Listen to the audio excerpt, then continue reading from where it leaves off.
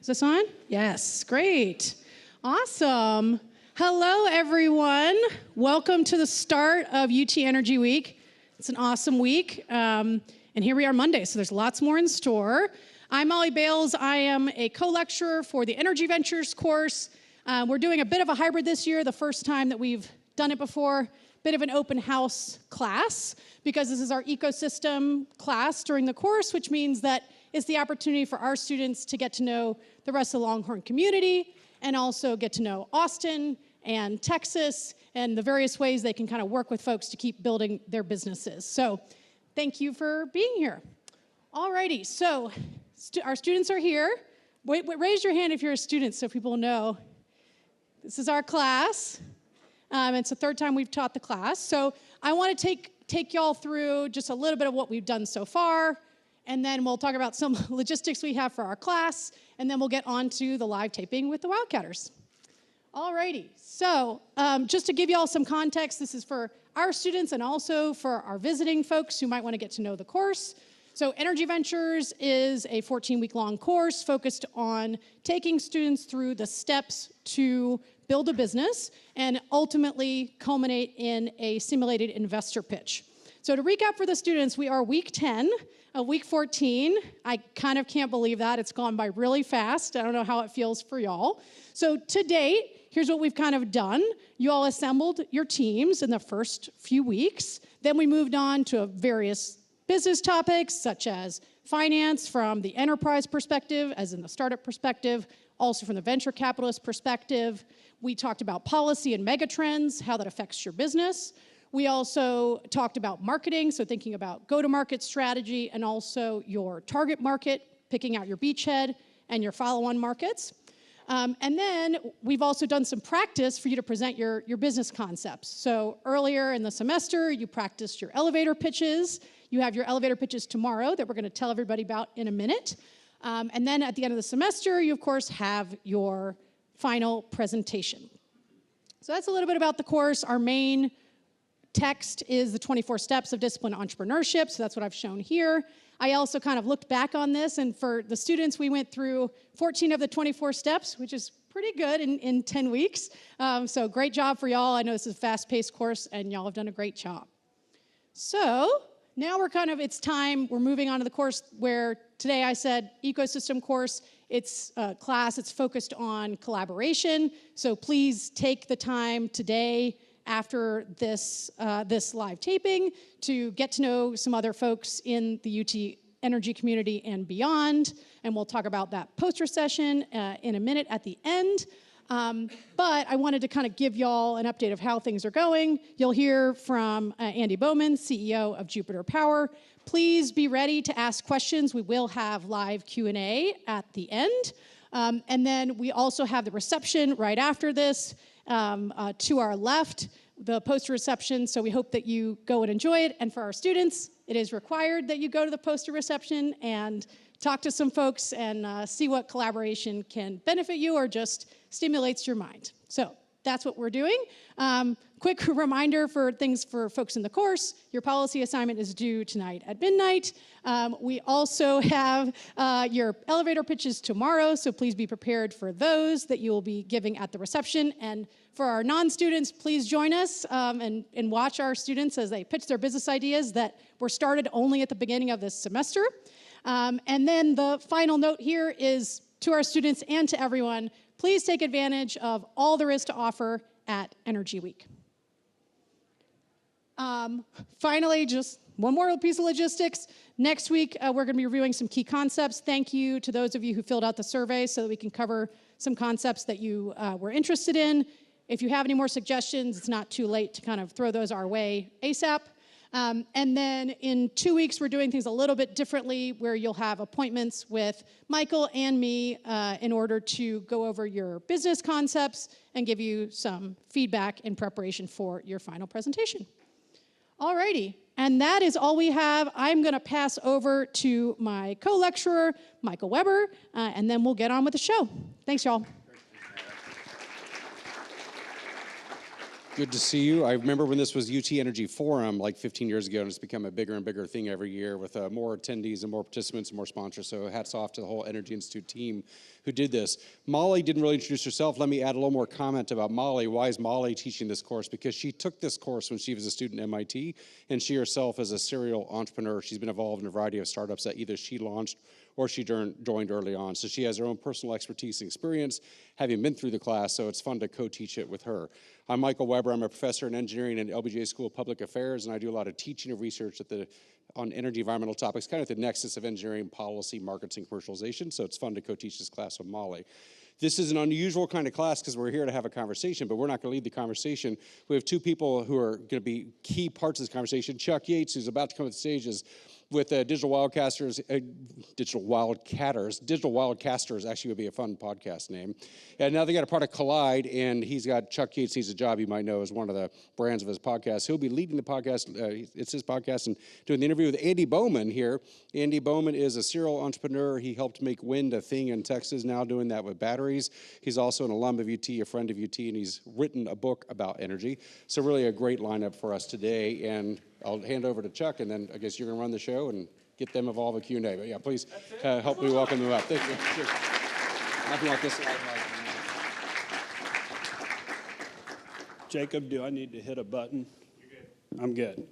Just for the record, I voted that they allow y'all to go to the bar before we started speaking. We'd be a lot more entertaining that way. But Andy, tell me about Jupiter. So Jupiter is a small IPP, independent power producer company. We're kind of vertically integrated, focusing on energy storage. We specifically, exclusively do standalone energy storage.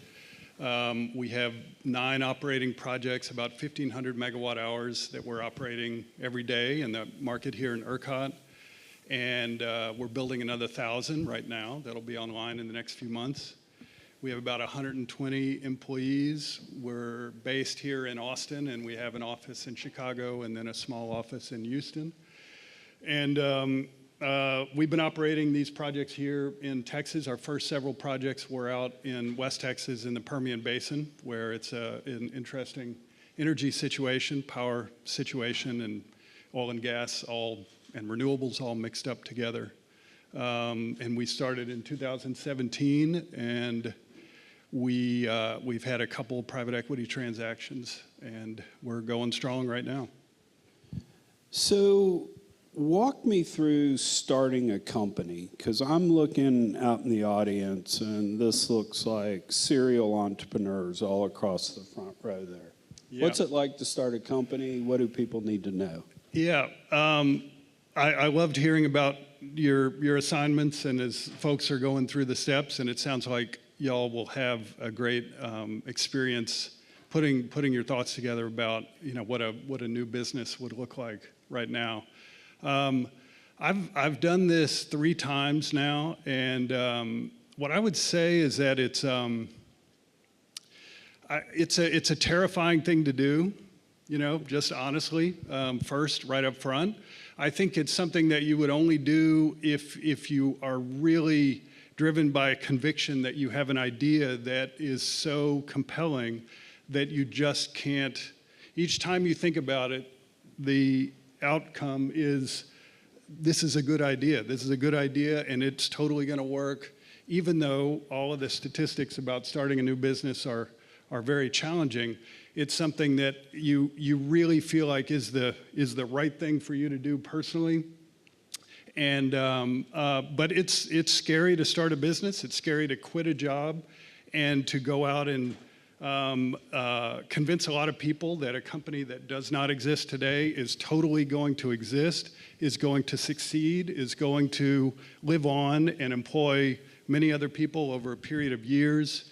It is a wonderful, challenging, terrifying, satisfying, fulfilling, and really interesting thing to do. We jokingly used to say it's kind of like being in the Marines. You don't want to be too smart or you'll get scared. And yeah. Although I do say, I think the biggest thing, right, is the risk. And I imagine in your course materials, you're learning about, just the statistics around new ventures succeeding.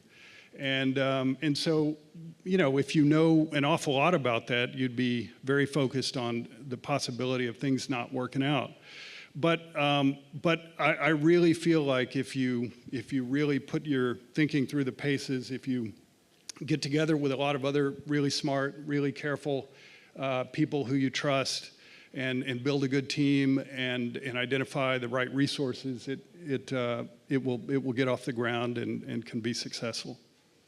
So my bit of advice to an entrepreneur, and feel free to criticize it, critique it, however, I've always said to entrepreneurs that I've gone and gotten a beer 1,000,000 times where the story was, if we just had a little bit more money, we could have made it through there. If we'd had a little more access to capital, we could have bought that asset. I've never gone to get a beer with a CEO where they said, I just raised too much money. That was my problem. Ruined everything. Money was sloshing all around the system. Yeah. Any truth to that? I do think that the people in the startup situation always can use more funding. Generally have plans that are aggressive, and I think that's kind of the role for the ventures, is to imagine how much can be done, and then pair it up with the resources. I mean, my philosophy for this kind of stuff is, if you're going to do something risky like starting a new business, and it is risky in every case, do it in the most conservative way possible, and think through all of the decisions that you have to make.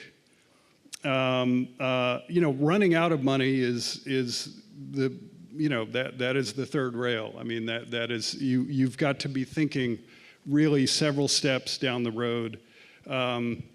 And I think all of these decisions that are made in setting up a venture and getting the right team and setting up the business model, the business plan, and making those critical decisions about how much money to raise, when to raise more money, how to approach those conversations, how to get out into the market, how to put yourself into the market, what the facts are about your company's situation that you're putting out there. I mean, each one of those is an incredibly important, careful decision, and I think the real story of any venture succeeding is just a river of those kinds of decisions, and each one of them is potentially very consequential, and they kind of all add up to the story of the company that you're creating. One last kind of question on entrepreneurship. Is there a story you have or something you learned that was so different than what you expected going in?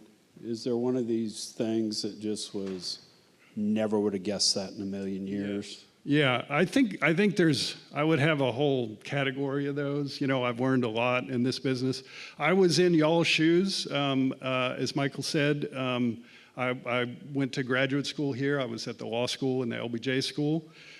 So I'm kind of, not an obvious entrepreneur. There weren't courses at the law school that taught this stuff.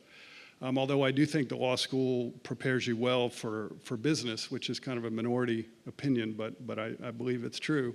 I actually spent a semester at the University of Texas Law School.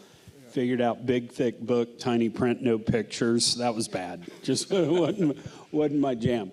That said, understanding contracts, understanding negotiation, that sort of stuff is very helpful in business. Yeah. So I agree with you. I mean, I think if one way to conceptualize the job of an entrepreneur is to really carefully assess and manage risk from the beginning to the end, all the way through. And I do think lawyers are very keenly attuned to that. Maybe too much. Maybe a semester was the right amount of time. But that's my argument for lawyers being actually better entrepreneurs than is popularly thought. But in terms of things that I learned that were true that really surprised me, one of them was that when you're getting off the ground, when you're getting your new venture out there and trying to raise money, one of the biggest problems that you can have is not asking for enough money. And that really, that really took me a long time to fully understand.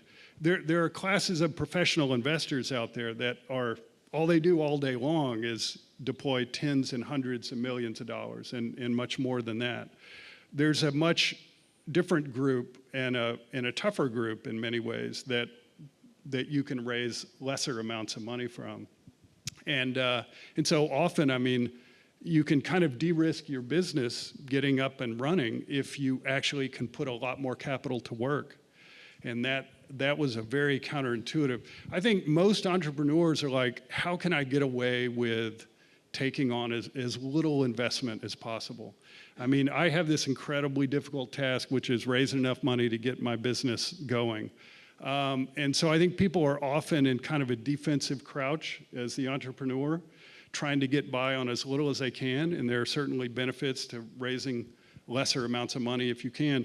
But I think if you really think it all the way through, if your business idea is big enough to put a lot of capital at work, you can actually, have an easier time by looking for larger amounts of money. So what was so compelling opportunity-wise that you were sitting there in 2017 going, I'm going to start Jupiter? All of my career was in wind and then solar up until I started in the late 90s working on some of the wind projects out in West Texas and worked on that all the way through.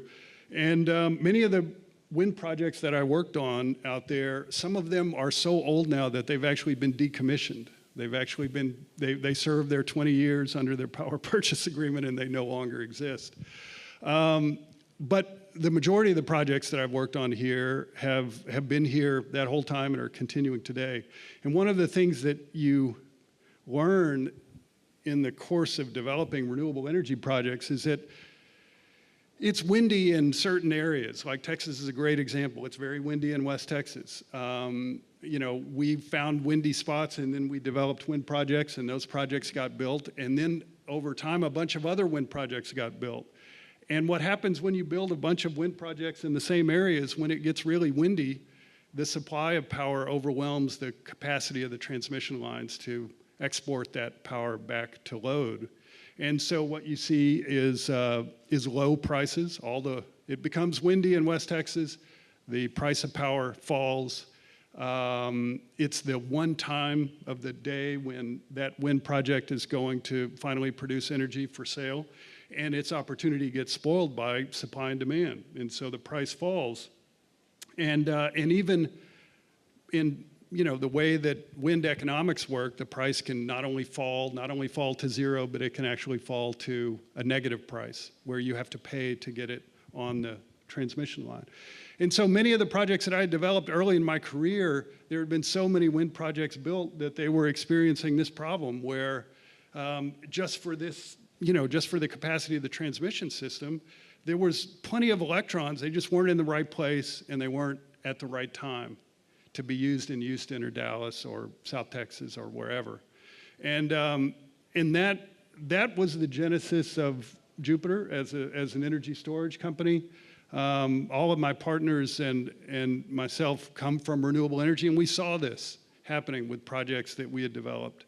And it's just so, it's really not good, right, that all of these projects are producing all this power and it's not making its way to market. But it also increasingly seemed like a problem that should be solved. And as someone who, arguably, contributed to that problem existing, I felt a real commitment to trying to address it. And energy storage is a great way to do that. We can soak up electrons when there's a lot of them, and we can make those electrons available when there's not as many of them. And so we're really, that was really the genesis of the plan. And energy storage was quite early at that time, but we really had a very clear idea about how this should work in a market like this, how it should work in other high renewables markets. and that's what we've been pursuing since then. So when you're talking energy storage, what actually is that? Lithium-ion batteries? Yeah, you know, there's a variety of different technologies that can store power very efficiently. Pump storage is one. I don't know if anyone here has been in the southeastern U.S. or in the Pacific Northwest. There are a number of really wonderful pump storage projects where you basically pump water uphill during the night when energy is cheap, and then you flow it down through a hydro generator in the day when energy is more valuable. But you can't build those projects really anymore. There are a lot of other technologies, but lithium-ion batteries have become the same type that are in your phones and your computers.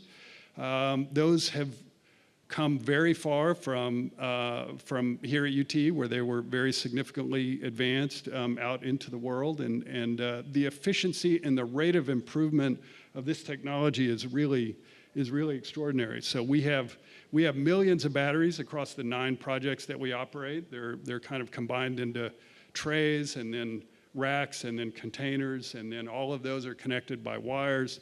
When there's a lot of power, we take power from the grid and we charge up all those batteries. And when we need to discharge it, we discharge it individually, all controlled through computer systems to discharge power back onto the grid. Our projects are 5 or 10 acres worth of batteries altogether. We have a very large project, if any of you are in the Houston area, just outside of 610 off Stella Link at the old H.O. Clark power plant. We built the first phase of several additional phases that are coming along. And so what we do is we operate these large battery systems like a power plant. We charge up when there's a lot, and then we can discharge, 200, 300, 400 megawatt hours at a time, which is roughly equivalent to a good-sized natural gas power plant or even a coal plant at a 500 megawatt hour project. So is the income statement cost of goods? You're literally buying the electricity, although it may be negative at certain parts, certain times of day. And then revenue is when you discharge the electricity, or are you? Yeah. Is that the business model? You're actually a merchant on power. The first 6 projects that we built were at a time. We built these in 2020 and 2021, I believe, and these projects were so early in energy storage being a thing. I mean, storage had existed for a while, even going back to the early 2010s. But I mean, at scale, really getting going at a gallop. These first projects, there was no real market way to transact a battery in a market like ERCOT. There was some very foresightful policy that FERC had pronounced, and that ERCOT and the PUC were very thoughtful in promoting, making sure that batteries could charge at the wholesale level and discharge at the wholesale level. It was a huge policy step. But we couldn't, there wasn't a way for these projects to interact in the market other than by basically acting like a natural gas power plant. We could basically buy power to charge as a wholesale, as a load customer, but then we could only sell power as if we were a dispatchable power plant. We could only, there's another category of things that batteries can do, and that's help the grid operate efficiently. We can help manage the frequency. All a grid is electricity transmitted at a certain frequency, and ERCOT that's 60 hertz. And so storage is excellent at discharging a little bit or charging a little bit and helping the grid maintain that 60 hertz frequency. And so we could also sell, these are called ancillary services. We could sell ancillary services. Even that, we had to act like we were, the main people that sold ancillary services were natural gas power plants. And so there weren't contracts that we had to just operate out on the market in kind of this camouflage, and until rules have evolved, and now they've evolved quite a lot, and now there's contract structures and all kinds of things. But back then, it's to say that the only way that we could get these projects out there was to build them merchant. We had to build them on balance sheet. and then we had to operate them in the way that I'm describing. We learned a huge amount doing that. We were among the first parties to do this, and it's, you know, times have changed quite a lot. Now there's a lot of contracted structures and some very interesting, innovative contracted structures that we're using. And now we're building our first projects now in a couple other markets around the country, and we're seeing whole different use cases emerge there. So my dad is the guy that buys new technology the day it comes out and then never upgrades. So we probably have the first VCR ever built in America at my house somewhere. And so I come over to my parents' house one day, and on the vacant lot next to their house, they have all these solar panels. And I go, Dad, what's that? And he goes, well, I bought solar panels. And I go, how much did that cost? And he goes, $125,000, but I never have to buy electricity ever again. And I'm like, did you do any math on that, Dad? And he goes, yeah, it's a 12.2-year payback. And I'm like, you're 80. I want you here for payback, but I don't know how this is going to happen. So Winter Storm Uri hits, and of course my power goes out. So I show up over at my parents' house. I've got a bag under one arm. I've got my cat in a carrier under the other arm. Yes, I have 3 daughters. I bribed my daughters to come see me by having a cat. And I show up over at my parents' house. My dad's sitting there reading the paper. He doesn't even flinch on the paper and just says, that 12.2-year payback doesn't sound so bad right about now, does it? But I tell that story because 5-10 years ago, we were in the middle of electricity demand being flat. I mean, if you look from, call it 1950 to 2000, I mean, power usage was what, 15x, something like that, because we developed all this cool stuff, lights, computers, air conditioning that needed power. And then from 2000 to maybe like a year ago, power demand was flat. Now you have Elon Musk saying we're going to use 3x the power, AI is going to take all this. How real is that, the power demand coming?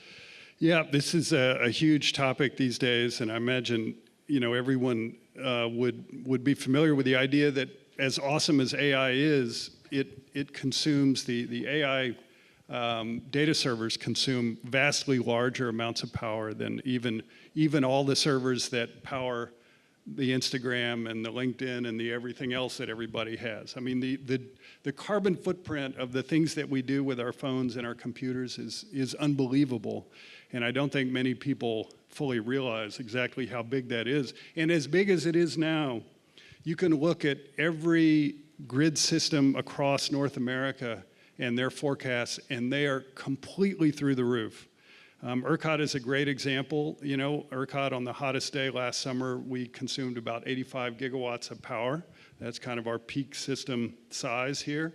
ERCOT's own projections, which they've, you know, there's a lot of methodology matters to understand it very well, but, you know, we're looking at potentially doubling the size of ERCOT.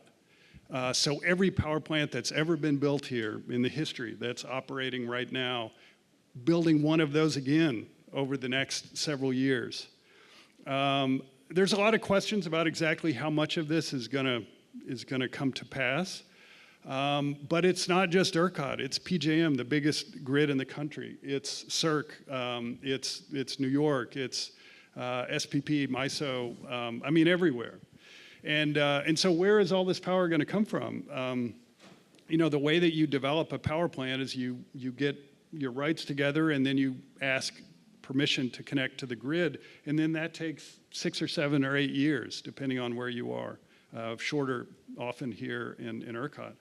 And so for a long time, all that the most competitive power sources have been solar by a mile, wind, batteries have become very efficient. Natural gas has a hard time competing. Coal and nuclear, an even harder time competing for new construction.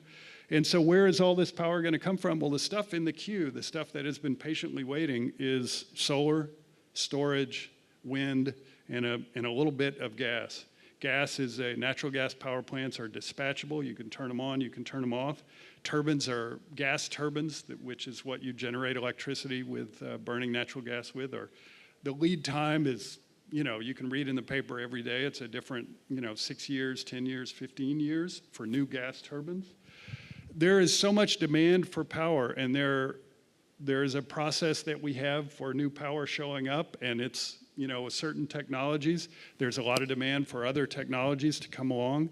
And I would say it is a crazy time because for many years we existed in a grid with no load growth, no generation growth, just a lot of changeover with the energy transition. But what we're looking at in the next 3, 4, 5 years and on is a completely different animal that many of you will find attractive entrepreneurial opportunities associated with, I predict.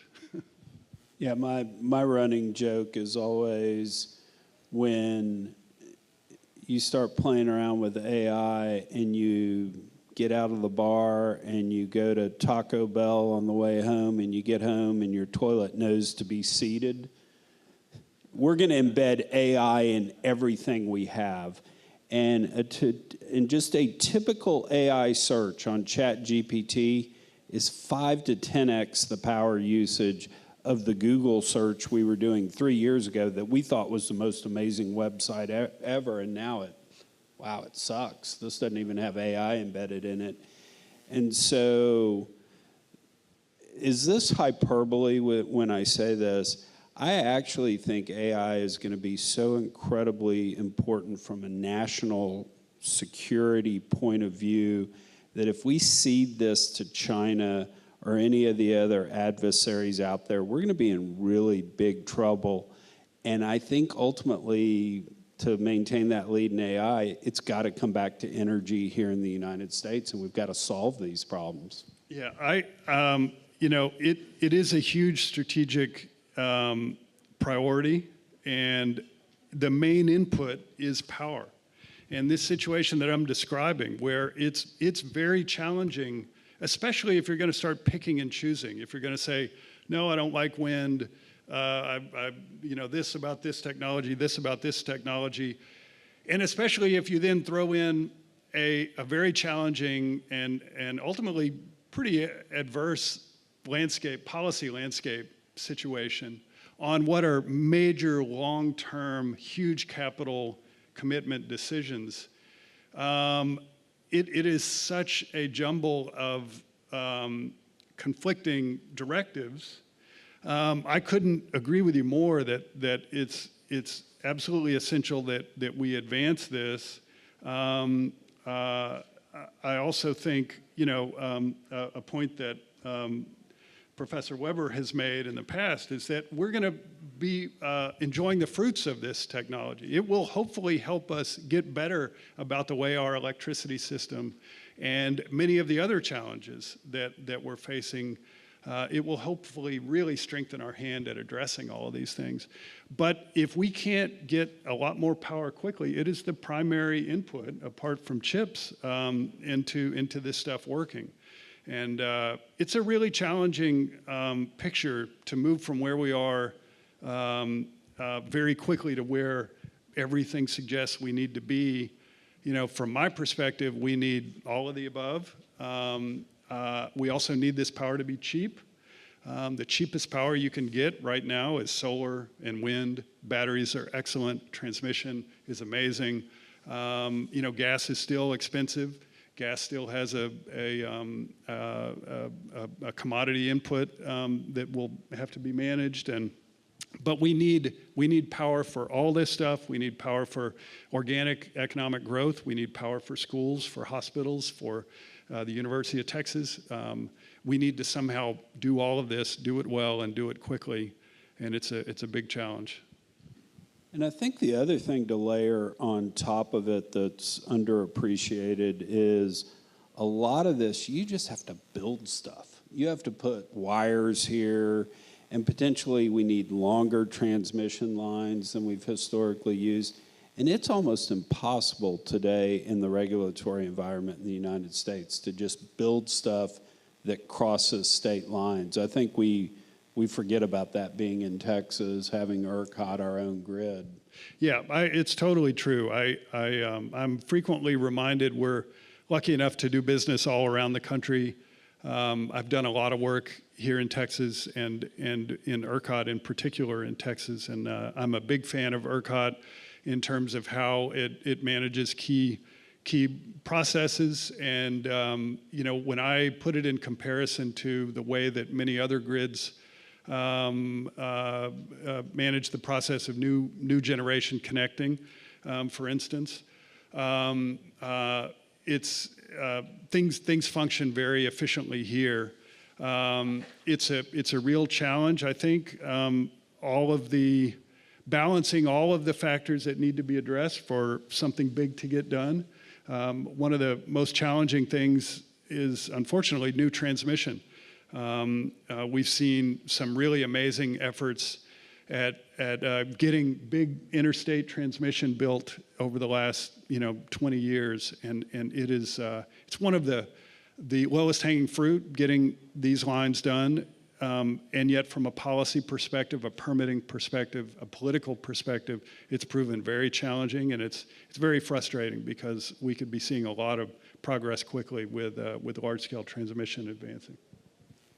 So 5 years from now, the Institute finally gets over my Taco Bell joke. They invite me back. We're doing this again in 5 years. What are we talking about in 5 years that's not even on the radar screen today? Yeah, it's a great question, and I don't know that you'll love my answer. But all of us are so there is so much interest in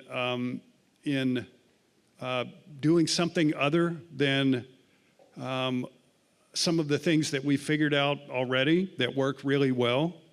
I think there is a tendency to really think that a lot of these problems that we're looking at can't be addressed unless we have some big scientific breakthrough in something else. There's a lot of discussion, for instance, around SMR, small modular reactors, for instance.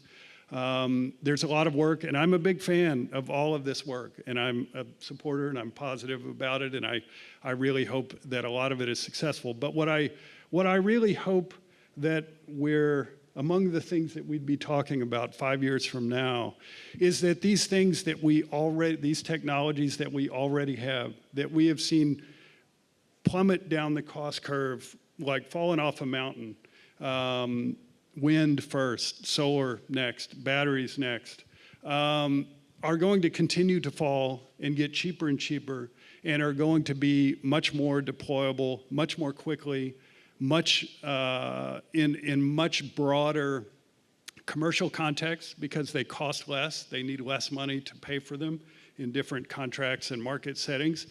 And they are going to slowly and then quickly, grind out a lot of the solutions that we need in ways that I think people don't think is possible today. But when I roll the clock forward, the one thing that I've seen in the more than 25 years that I've been involved in renewables and now energy storage is that one of the most durable dynamics is this stuff getting better, getting cheaper, getting more reliable, getting more efficient, getting more energy out of the same resource. And I think that's going to continue. I think it's going to strengthen. And I think we've got the tools broadly. I hope that pool expands. I hope we see even better, newer, cheaper, safer technologies emerge. But even if they don't, I think we've got what we need, and we need to, work harder, be more creative, more thoughtful, and push those further into the markets. I'm an old oil and gas guy, and we used to always say, nothing cures high oil prices like high oil prices. Nothing cures low oil prices like low oil prices. And so I think you're right. I had the head of AI for Intel on the podcast, and one of the things we were talking about is the rise of AI and how much power is it actually going to use. And he says, tell me how much you're going to charge me for the power, and I'll tell you how much I'm going to use for it. So yeah, there's definitely a lot of truth. The one thing I think we're potentially talking about in 5 years that's maybe not on the radar screen, and believe it or not, this ties back to energy, is just the rise of robots. I truly think we're going to see a world where robots are farming all our food, et cetera, And ultimately, at the end of the day, to manufacture the robots as well as run the robots, we're going to need a lot more power. Yeah.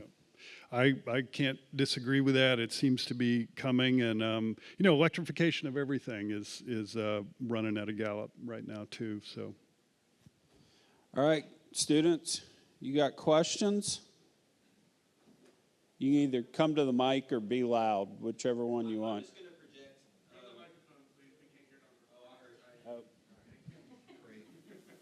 Yeah, my name's Andrew Igdahl. I'm also at the LBJ school. So we talked about, or you guys talked about permitting and the need for transmission. It seems to me that the sort of plummeting down the cost curve of a lot of these technologies is why we need more transmission. And so, in all due respect, I'm not kind of satisfied with that answer to the 5-year question. What do you see needing to happen in 5 years for us to be able to expand transmission so that we can take advantage of the plummet down the cost curve? Thank you. yeah, it's a great question. There are some very, very vexing, challenging federal and state policy issues. Michael Skelly down in Houston, a good friend of mine, has been working on large-scale interstate transmission and all kinds of creative applications of transmission. And it's been a hard road, when a lot of this gets politicized, which is really unfortunate. I couldn't agree more that meaningful progress in large-scale continental transmission and even intercontinental transmission would be so incredibly helpful to get us from where we are, a lot further down the field. What needs to happen? I mean, there are very challenging state and federal clearances that need to happen, and we need some consistency, federal policy in particular, but also some hard political decisions around who gets to decide what with this power line crossing this state. There's divisions between where the benefit is of the generation and where the load being served is located. Those do not always, distribute, across state lines in the ways that different states would like that to happen. I don't have a silver bullet, but man, if we could solve that, we would see a huge amount of progress very quickly, and I'd love to see that. I'm going to go out on a limb and actually make a prediction. In the next 12 to 18 months, you will see a bipartisan agreement at the federal level on permitting. There is enough in the way because, John Arnold's view is we could attach, if we did long-range transmission, we could actually have solar in Texas powering California at night as the sun went across. And so I think there is a coalition to be built between Texas energy folks and environmentalists that we're going to be able to actually get this done. Joe Manchin, the senator from West Virginia, tried this on his way out and actually got close, but I think it's going to happen.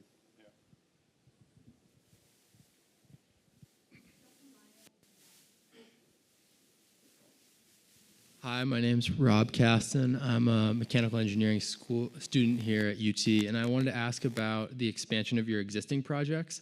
And with this growing demand, do you project to be able to expand the projects you already have in the pipeline that are already under construction? Do you see land procurement or transmission infrastructure being the main limiter of your ability to do that? And how is that playing into your overall 5-year plan? Yeah.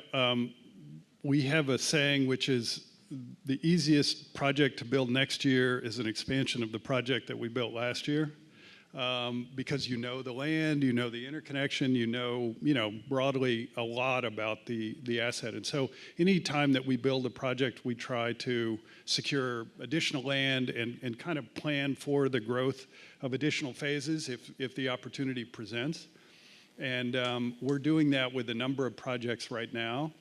And, storage is so modular that, it's really suited for that. A lot of times with a wind project, you're building out with the original project all of the export capacity on the line. It's different in the way that we're able to site storage projects because they're so compact geographically. I mean, 5 or 10 or 15 or 50 acres seems like a lot of land, but compared to 10,000 or 20,000 for a wind farm, like, I'll take it any day. And so it provides a lot more opportunities like that. So we definitely think along those lines. I'll follow up real quick with a question, because I've always wondered this. When you're financially modeling out your project, are you sitting there looking at the future price of power, i.e. what you can sell it for, and then modeling out what you can buy it for? And are you able to make appropriate returns on simply that for construction, or do you need to depend on the volatility of, we're going to have that price spike when Winter Storm Uri hits, or we know 12 days a year we're going to get close to that 85 gigawatts? What kind of risk am I running as the finance person? Yeah, it's a great question. Energy storage being so new, these kinds of things about what's in the financial model, and even more, how can we communicate with lenders about what the long-term revenue opportunity is for this project, had to be built from the ground up over the last 5 years. And that's why, again, the first projects were built on balance sheet, was because nobody would, there was no revenue projection. We had to build our own, way of modeling how a battery makes money. And you might enjoy this story as kind of one of the challenges of a startup, is that when we first began, we had no model for this. And we were like, okay, well, surely there's something out there. And what we actually thought of was, well, the way that we will run these batteries, the most analogous technology is pump storage. As I was talking about earlier, you kind of pump water up and let it fall down. And so we actually found a dispatch model for a pump storage project, I think that had been built in Tennessee somewhere. And it was this old, it was kind of written on, ledger and so on. Right. And, but that, we kind of used that. We had our own thoughts. We put together a spreadsheet. The spreadsheet got bigger. It got multiple worksheets. All the worksheets were interlocking. It got to be so massive that it would take 3 or 4 days to run, and it would bust all the time. And this was because none of us in the original group had any programming skills whatsoever. Like we had a couple MBAs and they knew how to use Excel, but like this was 2018, 2019. And so we built this beast that was it's just horrible. I mean, it was just crying out for improvement. But it did the job. It did the job that we could put in prices that we'd expect to receive every day, and then it would produce a dispatch pattern that would manage the state of charge for the battery, and then we could run that over a year. That was the best we could do at that time. We've come light years from that, and now there's a whole ecosystem of consultants and forecasts and a lot of homegrown, algorithms and systems and so on.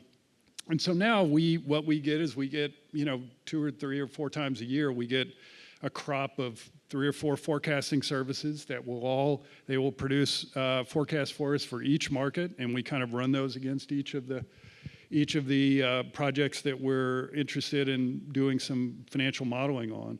And so that's how far it's come in the last 5 years, and that's how we get the inputs. Now we've got 20 years worth of battery revenue forecasts that we can buy from third parties that lenders will put some credence in. Interesting. Come to the mic. Good afternoon. My name is Nate Shumate. I'm at the Macomb School of Business. In my previous life, I was managing a feasibility study for a grid-connected storage project, and one of the biggest issues that we faced was this incredible timeline of when we could actually get the batteries based on how much demand there was. And I'm just curious, with the larger discussion of critical minerals and geopolitics, as an individual who manages risk, what do you see as the biggest risk to Jupiter when it comes to your future supply of battery components and the whole discussion of nearshoring and the such.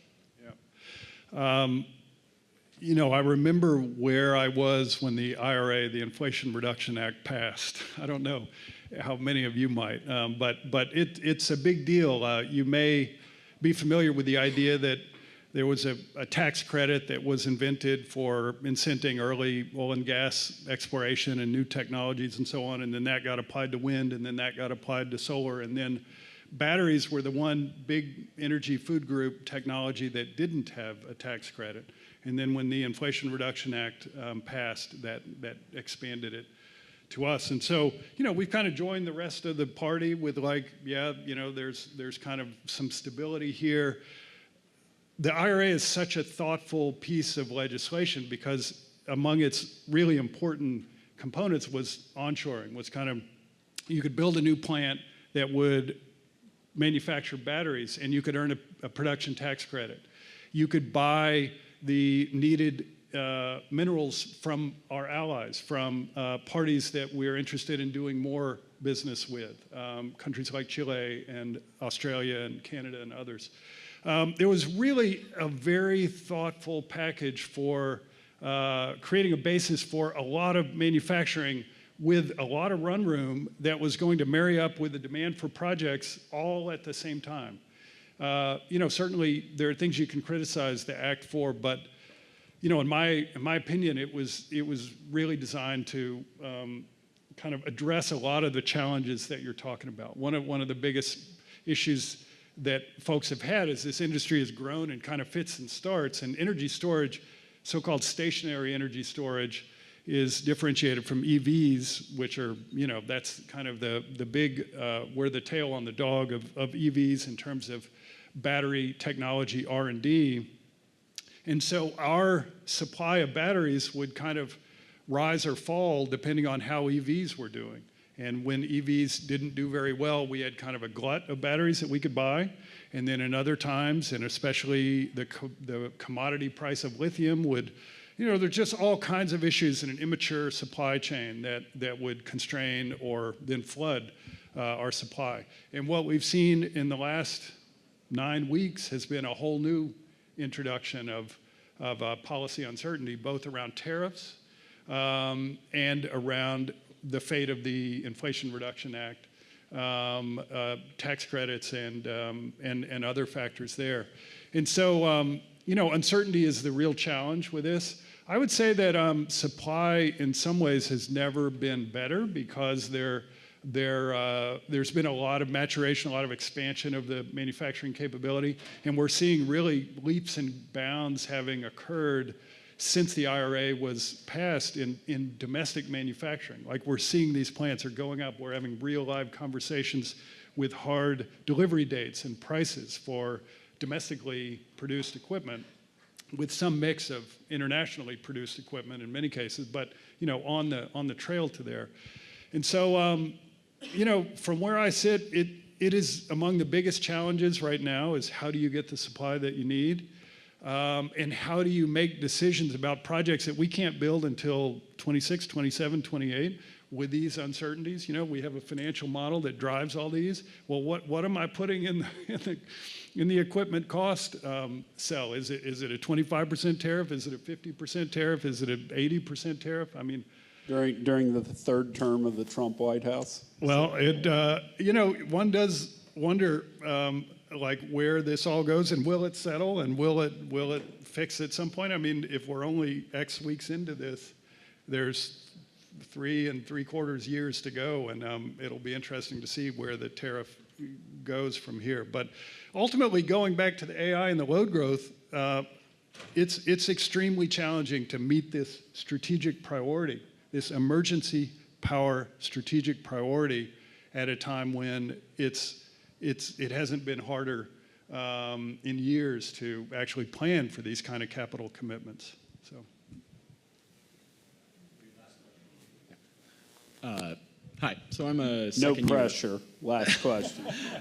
I'll make it a good one. I'm a second-year graduate student. I'm working on sodium solid-state batteries. So you said you're working with, your company is all lithium-ion technology at the moment. what has to happen to jump to a new technology, like a sodium battery, potassium, a new cathode? What, from your end, are the metrics you use to decide, and are y'all planning that already? Yeah, I should have said earlier when I was talking about this that, I mean, we're totally technology agnostic. We're about building projects that provide a good risk return opportunity.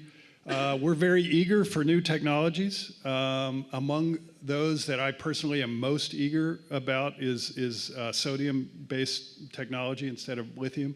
We're having real discussions with parties that are producing this. You know, some of the leading lithium vendors are now manufacturing their first and second and third generation sodium systems. And these systems, the promise of a sodium-based system is really exciting. It's a series of changes, and it's very nerdy to go into it, but I'm really excited about this. It would be a huge positive change, and it's exactly the kind of iterative changes that I think we're going to be seeing.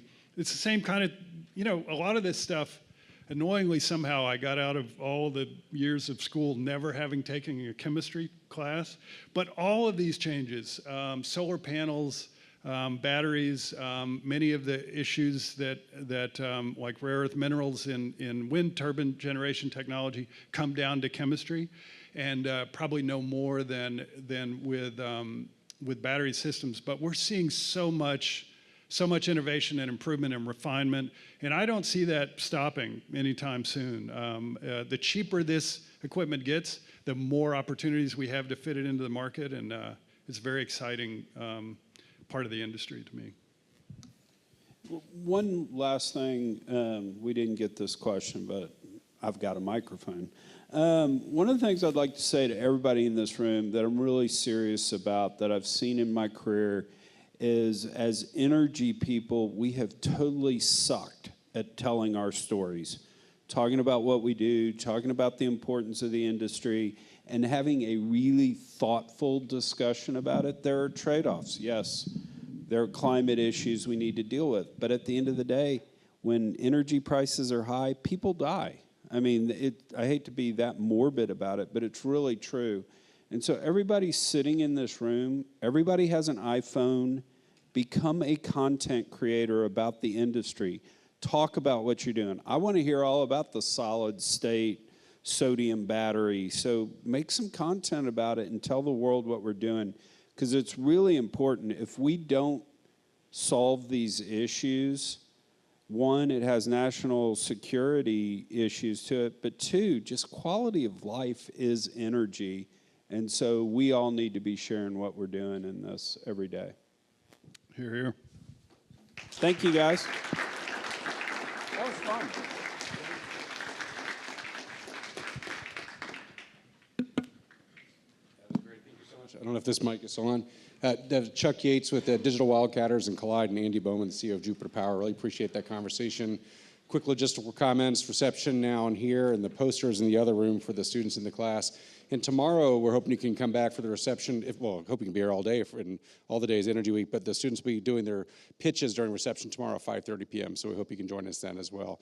Many thanks to UT Energy Institute for everyone for being part of this. We'll see you in just a moment here on the floor. Thank you.